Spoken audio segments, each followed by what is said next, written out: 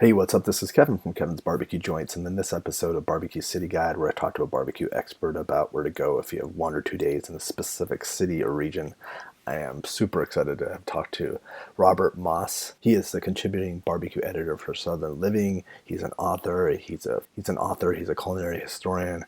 This one is so detailed, so incredible. He is so eloquent in describing things. I don't even want to talk anymore. I just want to jump right into it.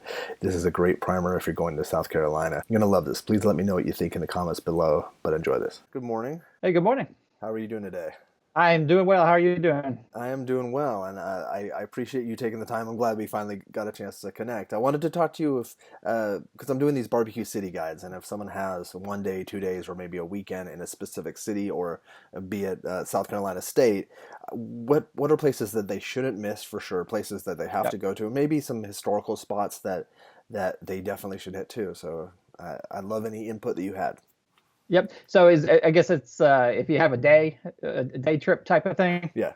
Is that a good Kind of, rule? yeah, like a barbecue run. They're doing a barbecue run, or they're in town for business, and they definitely want to hit one or Yeah. two. Yeah. Well, first, I'm in Charleston, South Carolina, so there's a lot that you can do just here in the city of Charleston. But if you really want to do South Carolina barbecue right, I'd recommend getting a car and getting out into the out a little bit. But you don't have to have all that far, fortunately, within South Carolina. I think within 2 hours of Charleston, you can hit a pretty good representative selection of the South Carolina barbecue styles. Um, let's just start with Charleston itself, I Okay. guess, if you Yeah, want yeah, to for sure. just stay here in town. A few years ago, we've had a lot fewer options. Charleston's really boomed in the past 5 years or so as a barbecue town.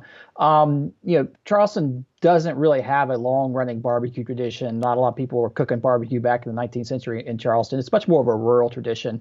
Um, in South Carolina. But the Bessinger family came down from Orangeburg County, Hmm. which is up toward the middle part of the state, really right after World War II, and several different brothers. I can't at least track it's like 7 or 8 different Bessinger siblings were Oh, involved in the barbecue business at one time here.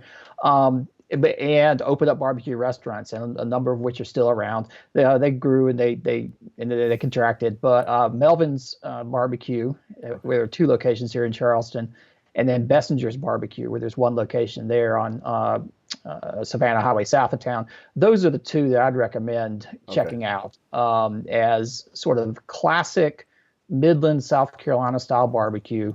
It is mustard based sauce, so that bright yellow sauce that people find so weird when they first come to South Carolina. Really good hash and rice, and if Okay. you're not familiar with hash and Yeah, what is hash and rice for people that might not know? well, hash actually it comes out of the old hog killing tradition, and also a barbecue tradition. Because in South Carolina, when you had a barbecue, you killed a hog. Hmm. But whether you're killing a hog to like make ham and bacon out of it, or you're killing it to put on a barbecue pit, you're gonna have some stuff left over. You're gonna have the heads left over. You're gonna have all the entrails, the liver, and the what they used to call lights, which are the lungs, the heart, and all the organ meats, Uh-huh. and various other bits and scraps. And so hash sort of came about as a way to use up all those parts of the pig. So you put them in a big old pot, one of these big old giant iron pots, the type of thing that they would use to render lard in. And then throw in onions and maybe some other stuff, spices, and obviously a bunch of water. And then just simmer it and slow simmer it and skim out any of the bones or any of the bits that you couldn't eat. And it all just sort of melds into this thick.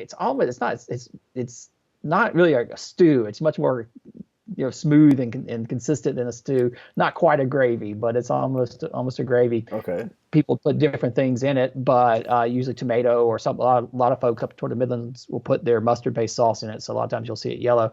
But it's like this thick, almost meat gravy that gets ladled over white rice, and it's the Ah, classic side dish in ah, South Carolina. that sounds fantastic. Yeah, very few people these days make it the old way, which is outside in an iron pot over a fire. Most restaurants now cook it on a stove with a big uh, one of those big stainless steel pots. And few people, there's not a lot of organ meats anymore. Most people will use like cheap cuts, like a shoulder or something, a pork shoulder, Yeah, I was sometimes gonna beef. say it probably is not quite what it was. No, not quite, but there still a few places where you can find it. And we'll talk about those as we get outside Excellent. of Charleston. But the Messengers have some really good hash though. They'll cook that, I'm pretty sure, on a stove. But it's good. I checked those guys out. Okay. It's sort of classic Midland style barbecue. And then recently, we've had a bunch of restaurants open up that are from really all over. We had a gentleman named Aaron Siegel opened a place called Fire Home Team Barbecue. Mm-hmm.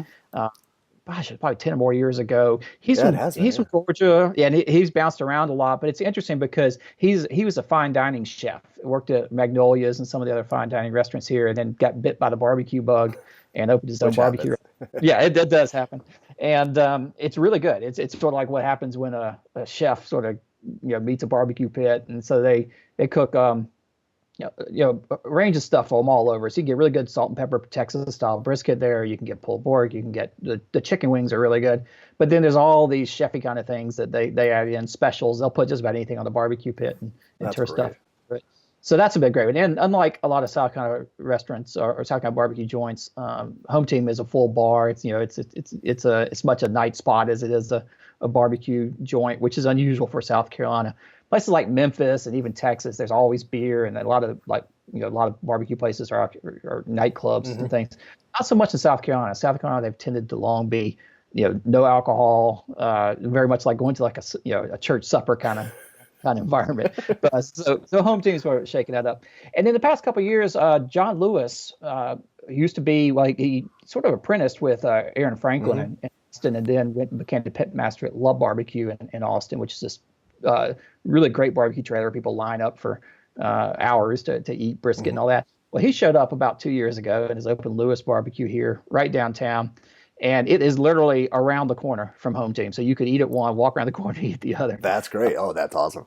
Great I brisket. didn't realize how close they were to each other. Okay. Yeah, they literally, it's like in the backyard. I mean, you can see from one parking lot, you can see over the wall to the other one.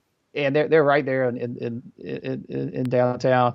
And so John does, of course, fantastic brisket. It is a pure Texas style barbecue joint, but you can get all that right around the corner from Home Team. And then down King Street a few blocks, Rodney Scott, the famous Scott family from Hemingway, South Carolina, last year, I think it was last year, a year and a half ago, opened up Rodney Scott Barbecue and sort of brought the other big style of South Carolina barbecue, which is PD style whole hog barbecue, down here to Charleston. So I definitely recommend, if you can't get outside of town, if you hit those up, if you hit up Rodney Scott's, you'll get PD style barbecue. If you hit either Melvin's or Bessinger's, you'll get the classic Midlands mustard sauce. Correct. And if you get Home Team and Lewis Barbecue, you'll get a little bit of the chef, I guess the chefy and sort So of you the get the whole gamut right there, and that's all within Charleston. Yeah, all within actually. Yeah, there's a Melvin's right across the bridge. It's probably all in a handful of miles, a couple of miles of each other. You can do it all. So could you possibly walk to all these? You could, all the ones downtown, yes. Okay. The Melvins or Bessinger's, you'll need a car because Gotcha. you have to go. You have to go over one of the bridges. You have to go either the Ravenel Bridge north over the Cooper River, or you have to go south over the Ashley River. And you'll need a car anyways to go out to the other places anyway. That's right. Yeah, but you would definitely want to have a car and go see the other places if you're going to do your barbecue tour. Excellent. Well, that's right there. Those are great tips. But I've wanted to. And Rodney Scott, he sort of won a little award recently, so he's a Yeah, that's right. He got Best Chef Southeast this year from the James Beard Foundation Award. He's not the first barbecue guy, not the first pitmaster to get Best Chef. Aaron Franklin got the Best Chef Southwest a couple of years ago, but he's the second one. I said like two is now a trend. Two data points, and we were all really happy for him to get that. And it's a great honor. Yeah, and Rodney's place here is a little bit different. So it's definitely worth anybody's while. If you have a car, it's about an hour and a half drive from Charleston. Head up South Carolina Highway 41 out into just the middle of the PD. You'll see a lot of pine trees for an hour and a half. But head to Hemingway and go to Scott's Variety Stores, which is where Rodney got his start. His dad started cooking barbecue there back in the 70s. And it is the true PD style whole hog barbecue. They still do it the old fashioned way with these gigantic burn barrels, which is really this industrial pipe. Until you see one, it's like all melted and warped because it's been burning so hot for so long, and you have to replace them every couple of years. But they'll throw oak logs in the top of this thing, burn them down to coals, shovel them out of the bottom, and then carry them into the pit. So this is all outside, out behind the pit house, and then carry them into the pit house and shovel them up underneath the pigs on these big cinder block pits. Yeah, it's absolutely incredible. Cook them all night, flip them at the very end. They'll cook them skin side up for 12 hours or more all night long, And then when they're about ready to finish, they'll flip them up on so skin side down, so the meat's up, and then take an actual mop, like Mm-hmm. a floor mop, but a clean one, and mop it with this just super spicy vinegar sauce that just sort of bastes into it, and then they pull the meat, and it's true pulled pork, and pulled from into long Oh, strands with tongs right there in the sort of cavity of the oh. skin of the pig, and then mix it all up and serve it. So Is there good seating? I've seen the outside looks really no, interesting, I right? mean it really is. It's a country store, and Yeah. that's how they got started. Looks like an old time country store, right? Yeah. Yeah, that's what it was. At one point, I think they had a garage where they fixed cars and trucks and stuff there, and then got into barbecue. And for a long time, it was really just almost like a convenience store. You could get basic grocery type stuff, and then the barbecue got bigger and bigger. And now it's still a country store, but there's two or maybe three or four tables in there. You can eat there if you want, but by and large, I mean, the great majority of their business is takeout, and they'll sell anything from a pound of pulled pork all the way up to the entire pig. And so lots of people will come in and just get very large orders to go, or buy a whole pig for a wedding or some kind of party or something like that. Is a place like that, would that be open 5 days a week, 6 days a week? No, and this is the thing with South Carolina. I That's always what. warn anybody who comes to South Carolina, check ahead. In other parts of the country, barbecue is a 6 or 7 day a week enterprise. And a lot of South Carolina, particularly once you get outside of the cities, it is a very much limited hours, Okay. limited days. Scott's, I can't remember. I think they're open Wednesday through Saturday. But the Wednesday may be abbreviated hours. Okay. Always check. Some places are only open for lunch. Some are open for dinner. But yeah, very likely a lot of places really may only be open Friday, Saturday, Okay. may only be open Thursday through Saturday. So always check ahead. Yeah, I'm gonna try to put hours in on all these Yeah. guides because it'll help people out because that's something you have to do in plotting out any type of barbecue trip. Yeah, and in South Carolina, at least, I always say call ahead, even if like you find somewhere that says they're open on Fridays, because often it's a family run, and they decide that they're ready for a vacation, they'll just close down for the week, and you'll drive up, and they'll be a sign in the window, That's closed hilarious. till whatever, especially here in the summertime. And also, a quick aside: are people going to expect lines at most of these places? No, I wouldn't. Not by and large. No, the Texas barbecue is sort of like a cult. In recent years, sort of got us everybody thinking that it's just normal to line up to Exactly. wait hours and hours, which it isn't a thing in South Carolina. In fact, John Lewis has made a big point of it when he brought his Texas style here at La Barbecue. You can wait for 2 or 3 hours Hmm. easily in Austin. You don't wait very long at Lewis Barbecue here at all. He's got this whole system worked out, and they move fast. And he had some lines when they first opened, but they really got it down. And you usually aren't going to wait. I went yesterday to Lewis, and I didn't wait at all. I think there was two people in front of me. Oh, that's great. Okay, But good to know. it's normal at a busy time to wait 10 or 15 minutes. But people in Charleston, people in South Carolina in general, aren't going to wait hours and hours and hours for barbecue. Okay, good. Okay, that's good to know. No, that's I Yeah, didn't think so, but I wanted to run it by you. Okay. yeah, definitely. So Scott's, and that's an iconic place that people need to It's go to. definitely an iconic place. You got to go up. There's not a whole lot of PD style barbecue restaurants left anymore. There is a place called McCabe's in Mm. Manning, South Carolina, which is up not too far from Hemingway.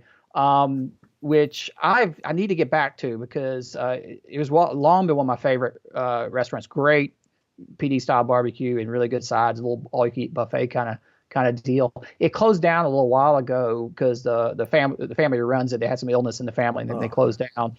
But they recently have opened back up with I think a little more limited hours, but some other family members running it. I have not been back since they opened up, but that's was always one of my second favorites. And if you're up in that area, like if you're heading up to Hemingway, you probably should check out a place called Cooper's Country Store, hmm. which is in Salters, South Carolina. And it's truly a country store. They have one gas pump out front. It's a fairly modern gas pump. I think it takes credit cards, but they only have one. But if you walk in, if you're looking for country ham, that's the place to go. They have just Oh, an entire rack, or just rack after rack of country hams hanging in there. It's your classic country store. You can get boots, rakes, canned goods, you name it. And then in the back, they have a counter where they'll serve all kinds of stuff, but including barbecue. Not every day of the week. I can't remember exactly. I usually would go on Friday or Saturday, but they'll have barbecue sandwiches back there from a whole hog barbecue that someone they have a regular person who cooks it there and oh. they sell it. So that's worth checking out and grabbing. And it's only like it's cheap. It's like $3 or $4 for a sandwich, and See, you people, can grab it. that's what's is so fascinating. North Carolina, South Carolina have a lot of places. Like Stamey's is, I Yep. think, three something. Yeah, it's just amazing. Yeah, and that's actually been sort of this tension in barbecue in South Carolina, and it's the same way in North Carolina. You can talk to Sam Jones of Skylight Inn Yeah, fame and Sam Jones Barbecue. In Charleston, people will, easily pay $15-$20 for a barbecue lunch. People in the small towns and out in the country aren't going to pay that, no, and it makes the cost pressure really difficult to do that. Which is, if you're like Stamey's up in Greensboro, they have this high volume operation. hmm Somehow they managed to make a go of it. But if you have to actually pay rent and city prices, you'll never be able to do that. So you're that's starting to true. get sort of two tier. And with Like, Charleston, are you getting a little bit of that tourism dollar? Is that like something that's coming yeah, through? you get the tourism dollar, but all the places, like even Rodney Scott, when he opened up, Hemingway doesn't. The family up in Hemingway, they don't sell beer or anything with it. It's just barbecue, and they have sodas you can, and I think maybe iced tea, which is standard for South Carolina. But everywhere in Charleston, including Rodney, when he moved down here, he serves beer now at I think that helps offset the price. absolutely does. I mean, any restaurant business, you make more money from the bar than you do Hmm. from anywhere else. Home Team has a full bar with all kinds of like creative craft cocktails, as So does that Lewis Barbecue. It's just a totally different dynamic in the city than out in the country. now and out in the country too, you get maybe even the city. Is that sweet tea? Is that something that people should expect? Yeah, definitely. I mean, if if you go to a place like Melvin's or Bessinger's, they've got these urns of sweet tea that looks like a grain silo. I mean, they're just massive. So yeah, that's definitely a thing, especially these days. And People people just should know too sometimes because I remember when I used to go to High Point in Greensboro a lot for business, and the first time I had sweet tea, I was shocked because I'm from Los Angeles and we don't drink a lot of Okay. sweet tea, and I'm like, oh, it just tastes like sugar, like it was. Yeah, it is. Depending upon who makes it, but yeah, it's Yeah, I think it's the basically a person making sugar it. Yeah, syrup with some tea hmm leaves in there. it was good. I Um, got used to it, but I just wasn't the first sip. I was like, what the heck? yeah, and usually there's a big giant urn of sweet tea and maybe like a little plastic pitcher of unsweet off to the Oh yeah, side yeah. for people who are watching their figures or whatever it is. But But if it's you're in a also too. It barbecue, probably also kind of like it condenses and it becomes probably a little stronger as it yeah, I'm sure. potentially. I don't know. Excellent. I digress. So then it's is so in that area when and also too you keep saying PD when you're saying PD I want people might not know what you Oh, I forget that people outside South Carolina wouldn't know what the PD is. Even that's some okay. people in South Carolina might not know what it is. It's really the northwestern region of South Carolina, and there's a river called the Great PD River, and Okay. so it's really the PD River basin, which basically drains all of the northwestern part of South Carolina, and so that region is called the PD. It's a lot of swamps, a lot of low-lying country, and then a lot of farmland out there. Okay. So that's the PD, which is so yeah. If you think about the two regions, it's really the PD region, which is that sort of northwestern part of South Carolina, hmm and then the Midlands, which is the area up around Columbia, the capital city, right in the middle of the state. And then that style of barbecue comes all the way down to Charleston, sort of along the Gotcha. down to the coast. And then there's the upstate, which is the western part of the state up near the mountains, which is actually where I grew up. But it doesn't really have as much of a distinctive barbecue tradition as the Okay. other two regions. So where else should people hit? What's Well, I so love if this. Thank you I so think much. I think we've sort of covered the PD pretty well, Yeah, and I then think so. as you start moving westward toward Columbia, up toward the middle part of the state, you're going to start getting into mustard sauce based territory. There's a great place called Sweatman's in Mhm. Holly Hill, South Carolina, which is sort of midway between Charleston and Columbia, and it sort of bridges the gap. They cook or bridges the divide between sort of the Midlands and the PD. They cook whole hogs, sort of the same style, very very similar to the way that the Scots cook them in Hemingway, but they based it with with a really tangy yellow mustard sauce. So you start getting into that mustard based sauce, and it's everyone makes it a little bit different, but most of them are some combination of yellow mustard, either brown sugar, honey, a combination, some kind of sweetener. So some are sweeter than others, but it's going to have that mustard bite and real tangy. There's usually some vinegar in there as well, cider vinegar, and then a lot of sweetness from the sugar. Do you know? Is there a reason why mustard sauce took off, or why? What was the origin? No, no one really knows. There's this. a lot of folks have speculated that it has to do with some kind of connection to Germany, because there are a lot of people in the Midlands of South Carolina who have German surnames, Okay. and all that. I happen to find that totally unconvincing, because the German settlements in the Midlands of South Carolina really happened in the 18th century, a little bit of the 19th century, but mustard-based barbecue sauce didn't really appear until the 20th century. Hmm. So unless these German American families just kept some taste for mustard for generation after generation, and Adding some it guy, to every sauce that they yeah. had. Now the Bessinger family claims that their patriarch, a guy named Joe Bessinger, who was sort of the father of all those kids who went down to Charleston and founded the barbecue restaurants. They claimed that their father invented the recipe, and came up with it themselves, but with a friend when they were cooking barbecue.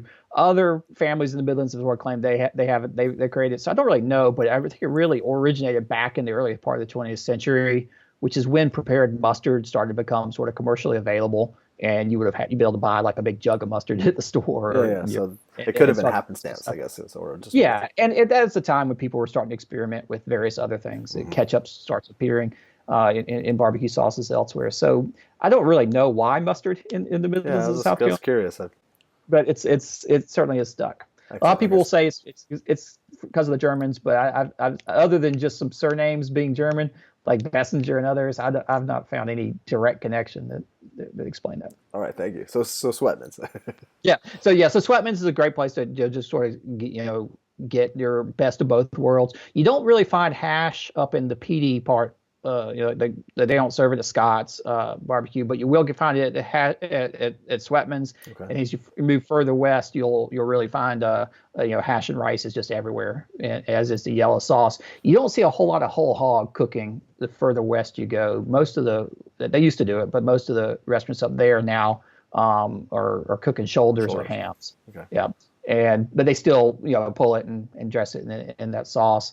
So if you're heading up that way, a couple of places you got to hit. There's a great place called Big T in Gadsden, South Carolina, which is a little town outside of Columbia. And Big T actually has two restaurants in Columbia proper. Like they're in sort of strip malls out in the suburbs of Columbia. But the original, or the mothership, as they call it, is the Big T in Gadsden, where they do all the cooking. Okay. They still cook on wood, and that's a great place. They still put the liver in their hash, so you can really taste that good livery richness to the hash, which is worth checking out. Couple other spots. There's a place called the Height family in the Midlands are sort of famous for barbecue. There's a Heights in West Columbia, South Carolina, which is right outside of downtown Columbia, which is I think it's like a meat market style, takeout only. They only serve Friday and Saturday, so 2 days a week. I think is all. But they're cooking whole hogs up there on these just massive pits, and the barbecue is excellent, as is the hash. That's a great sort of takeout place. And then it's a cousin somehow related to that Height is Jackie Heights in Leesville. And Jackie Height passed away not too long ago, a year or two ago, but his family's still running the barbecue place there in Leesville. And it's whole hog as well. They cook old-fashioned hash out of in the big kettles as well. So I checked those places out. For sure. Yeah. And let me see, what else? As we head that way, the further west you go, you pass Columbia. Now you start. It's about an hour and a half drive from Charleston to Columbia, so you can hit up there in a reasonable road. Not bad at all. Yeah, and if you want to go a little bit further west, there's a place called Cannons in Little Mountain, South Carolina. Which, it's a way off the beaten path. It's like almost like a sort of mobile home type or temporary type. Well, what do we call those, like prefab kind of buildings off on the side of the road? I don't know if they even have a sign, but they cook on all wood out back, and they actually cook their hash on wood. So they have big iron pots. They're cooking on wood fire. So that's worth really checking cool. out. Yeah, without a doubt. And so that's sort of, if you do that, you've done the cycle up in the Columbia area, and you can come back down to Charleston and fly out of here or wherever you're going next. Excellent. So can you explain? Is there something like if someone's coming to if someone is coming to South Carolina and they're not sure between South Carolina and North Carolina, is there a huge difference, or is there sort of a blend? What's style? It's a blur. It's a blur. So I really say you can't talk about South Carolina, North Carolina isolation because the barbecue styles don't really respect the border there in between them. So the PD style whole hog barbecue is very much a continuation, or it continues on up into Eastern North Carolina. Mm-hmm. So what people will call Eastern North Carolina is similar in sense they're usually cooking whole hogs. Mm-hmm. Unfortunately, in Eastern North Carolina, a lot of places have switched to gas cooking, which and when they do cast, they're not really even doing those cookers with a lot of wood. So it's pretty much like roasted pork. Yeah. But if you find the right places that still use wood, like Grady's or Skylight Inn, which is one of the great one of my favorites, or Sam Jones's, which is only like 15 minutes away from Skylight Inn. Exactly. Yeah. If you're going to one, you have to go to the other. You have to. Yeah. Yeah, they're very, the cooking style's the same. And it's very similar to what you'll see down in the PD in terms of whole hog. And the sauce is very similar. It's vinegar and pepper based. So it's like basically vinegar with salt and pepper and then a lot of hot pepper, either red pepper or crushed red pepper flakes in it.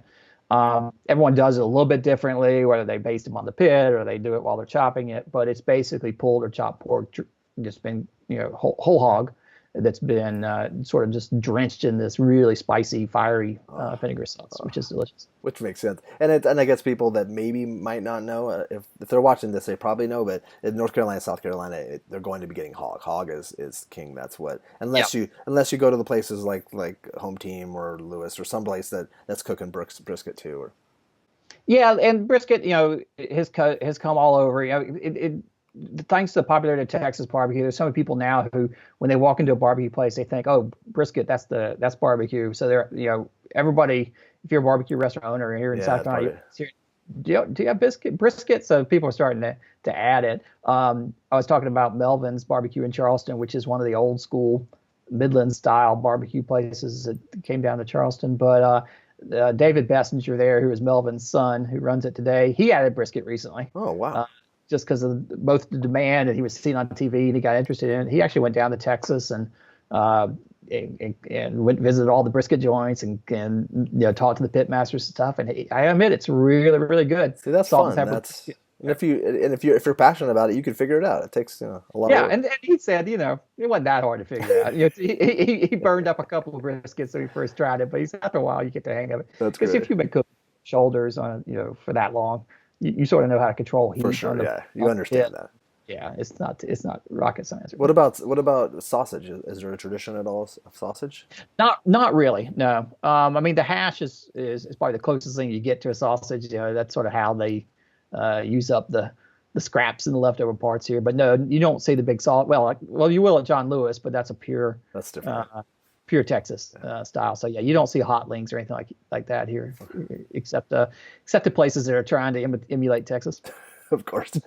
I wanted to wrap it up with Southern Living Top 50. What can you explain what that's all about and what you're doing right now to make that list? Yeah, we've been doing it for a couple of years, and the original list came out of when I first signed on with Southern Living to be their contributing barbecue editor. I had this project where I went all over the South eating barbecue, which is sort of a tough assignment. So we were doing it by region. So I started the Carolinas, which is easy since I live here, but then traveled all through Georgia and Alabama, and then all through Tennessee, and so we did print magazine articles about barbecue, like Tennessee barbecue and Kentucky barbecue, and then Texas. And I finished up the last piece of that tour or that project last year with Kansas City. And so that's been a couple of days and just driving around as much as I could. And so coming out of that, we did our first top 50 barbecue list. I was still sort of making my way around the South. So it was sort of like a work in progress because there were a lot of places I wanted to go to. The following year, I revised it and put it out again. So I think it was, 2015, I think was the first year. Okay, 2016. Yeah, we did a revised version. Sort of took a pass last year. I was still working through. I hadn't gotten to Kansas City yet and all that, and just still trying to hit some more places. So I have this never-ending list of candidates to go to. But this year we decided that there's been it hadn't changed as much last year if I sat down to it. This year I've visited a lot more places, refined it. There's been a lot of new places have opened up. A few have closed up, but mostly there's newcomers who are worth considering. So we're doing it again. I'm working on the list right now, and when does that come out? It will come out sometime this summer. It sort of depends upon when I get it finished up. But we're trying to get it out in August. So not too long from now. Just watch Twitter or Instagram. You'll see as I'll put links to everything that you have, and I'm also doing a companion blog piece to this. So I think, but also, yeah, if people check out, because you're also putting things without specifying the restaurant, right? Are you kind of teasing? Well, I've just been I've been revisiting as many of the places that what I call the candidate places, which are either on the list already or I'm thinking about maybe getting them on the list. So I'm trying to go back and hit as many as I can here right before we get the list out, so I can double check and make sure that something hadn't slipped or that my memory is. Will that be? It'll be online, but it will also be something that people can buy. I don't know if it'll be a print. This one is it's a rather big list actually. By the time you get all 50, so it probably won't be in the magazine. So some piece of it might be. So yeah, and Southern Living also does their Best of the South Awards, which I'm involved with as well. So there's two different things. So what I'm doing is my list, right? So as the barbecue editor who's driven around. These are my top 50, but then we do a readers poll where we basically put a candidate list out there, but then let the readers vote on them. And we've been doing that for a couple of years, and it's been a big success. So you sort of see both. Sort of like the editor's pick and then the reader's picks will be coming out. I think that's usually out in the first part of the year. So people should subscribe to the magazine because a little bits isn't your stuff dotted throughout the year, right? Oh yeah. There'll be stuff throughout. A lot of times I've got a feature coming out. I can't remember what month it'll come out. It's sort of funny with magazines, the lead time's so long. Oh, yeah. My deadline's coming up, but it may not hit print for 6 months. But sometime. Yeah, sometime later on, I'm doing a feature on women in barbecue. Oh, awesome! That's great. Tip masters and things like that, which is a really interesting topic. There's a lot more activity there in recent years than I'm writing about. So yeah, so watch the magazine. There's a lot of stuff out there. And then with the top 50 this year, in the past, it's always been sort of like, here are the top 50 in alphabetical order, no particular order. This year, I'm biting the bullet because and I'm going to try to actually rank them from 50 on up to 1. Yeah. And this is because I think you had a top 10, right? Yeah, I had a top 10. It was easy enough to say that these are the top 10, and then here's all the rest. Is sort of what I did last couple of times. But this time around, I said, because what happens is people don't read that closely, and so they're going to assume that the first one on the list is number 1. Oh yeah. And it just begins with A. I think A&R Barbecue was in Memphis was the first in the list. I was looking at it last night. Yeah, those are just in alphabetical order. But we're going to actually sort them, I think, this year, which is hard because I'm trying to compare. How do you compare, let's say, Franklin Barbecue in Austin with Moonlight Inn in they were making mutton up in Owensboro, Kentucky, with like Sam Jones Barbecue and Hayden with whole hog. I mean, it's not even apples and oranges. Like apple, oranges, grapes, and pears. So, but I'm working on it. I wish you luck. I'm really excited to see that. That's going to be, yeah. So the list changes it daily. Every time I look at it, I swap things around and move this one up and this one down. For sure. And also too, and where were you born? I was born I was actually born in Decatur, Georgia, or outside of Atlanta, but I grew up in Greenville, South Carolina, in the western part of the state. Okay. And at the time, Greenville's barbecue was very much like Piedmont, North Carolina. So I sort of grew up with that Piedmont, North Carolina red barbecue sauce. And back then, regional varieties, people didn't really know about them, right? Mm-hmm. I went to graduate school in Columbia, which is just is only like 100 miles from Greenville. First time I ever had barbecue sauce was when I moved down, or yellow mustard-based barbecue sauce was when I moved down there. And interesting. Like nowadays, people see it everywhere. Like it's anything it's merged, but no, at that time it was unheard of, even 100 miles away up in Greenville. So yeah, I'm a South Carolina native. I consider myself. I was born in Georgia, but I lived there all of a year before we ended up in South Carolina. Gotcha. Oh, that's awesome. Well, I would love to talk to you when the list comes out. If we could maybe do another little feature. If you have the time, I would love to talk to you about the list because I think people would really dig that. Yeah, I'd be happy to, and maybe talk a little bit more about the process, the reasosoning that went into the I think that'd be great. I would love to, and I try to. If we did that, then I try to edit it within a couple of days so it can come out, so you can refer back to, or people can at least see your thought process, because I think it's important because a lot of people. Everyone has a strong opinion about everything. It's amazing. Yeah, anytime you dare to rank anything, even if you aren't trying to rank it, if you just say, here are 10 places you Yeah. should try, then you're bound to get an argument started. Exactly. With this, I'm trying to like celebrate barbecue because there's a lot of people that are very critical about things, but I figure celebrate, and I still get people saying like, "Well, that place is just awful," and I'm like, "Well, Yeah. Well, for me, that's always about getting.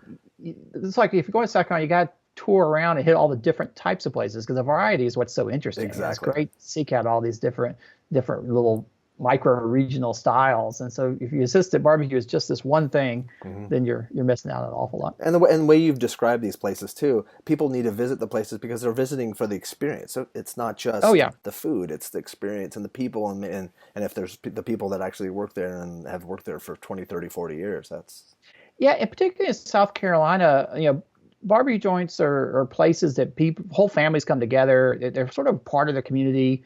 People grow up eating there. They associate it with home. So people who move away from home, a lot of times when they come back to visit, like if you come back, if you live in Leesville, you've got to go Jackie Heights for lunch because that's just where you go.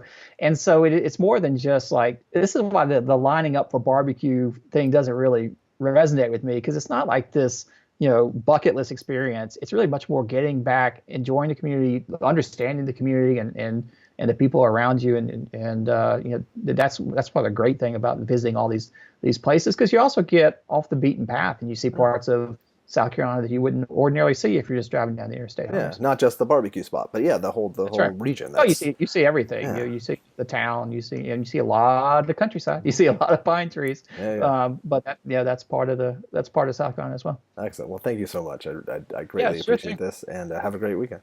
All right, you too. Thanks. Thanks.